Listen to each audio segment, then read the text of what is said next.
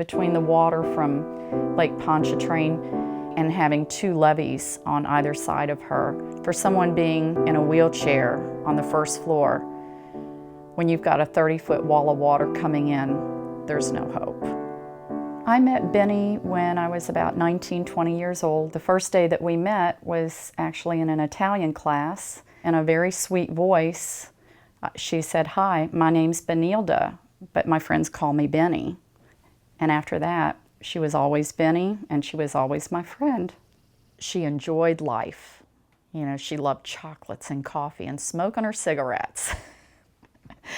Benny had a rare form of muscular dystrophy. She used an electric wheelchair. She had no use of her two lower legs. There was no strength in them.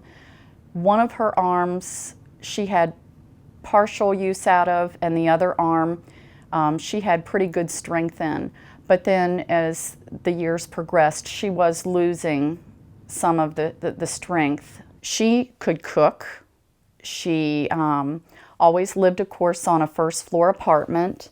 She had a shower that she could go into. So joy of life and independence were the two most important things for her personally. She wanted other people with disabilities to have comfortable lives, to make sure that they were protected, that people didn't take advantage of them. She volunteered with a bunch of disability rights organizations. Anything that she could do to get involved and give back. She had decided that she was going to evacuate. She had called a company that was supposed to come and get her, and she said that they were going to take her to the Hyatt. I did not get a phone call from her that day, and at first I thought maybe she got busy, who knows why, but I thought, well, I'm going to try and call her. I said, "Benny, what are you doing still there?" She said, "Pam, they've abandoned me." She said, "Yes, I spoke to the driver." And I said, why didn't he come and pick you up?" She said, "He told me, I can't come and get you. I've got my own family to worry about." And he hung up on her.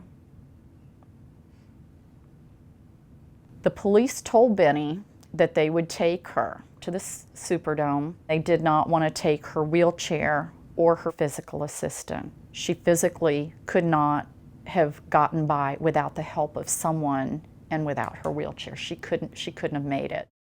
The storm passed.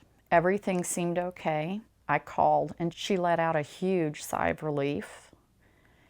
And we started talking and just kind of relaxing.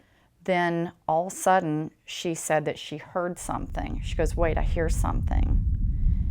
And she goes, "Oh my God, water's coming in." And I could just hear this panic in her voice. And then all of a sudden the phone line cut out. The Right to be Rescued. Click here to watch the whole film now.